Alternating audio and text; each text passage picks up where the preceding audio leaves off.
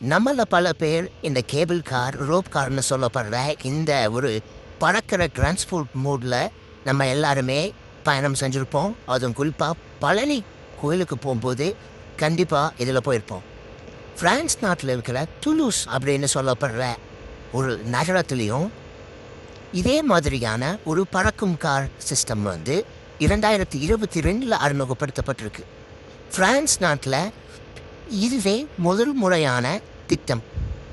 இதுக்கு முன்னாடி டூரிஸ்ட்டை மட்டுமே அடிப்படையாக கொண்டு பல ஊர்களில் இந்த மாதிரி திட்டம், அதாவது பறக்கிற காரு அறிமுகப்படுத்தப்பட்டிருந்தாலும் துலூஸில் மட்டுமே 2022 முதல் முறையாக இந்த மாதிரி திட்டம் அறிமுகப்படுத்திருக்கு. இதோட ஸ்பெஷாலிட்டி என்னன்னா, இதில் நம்ம டூரிஸ்ட்டை மட்டுமே அடிப்படையாக வர்ற மக்களும் பயன்படுத்திக்கலாம்.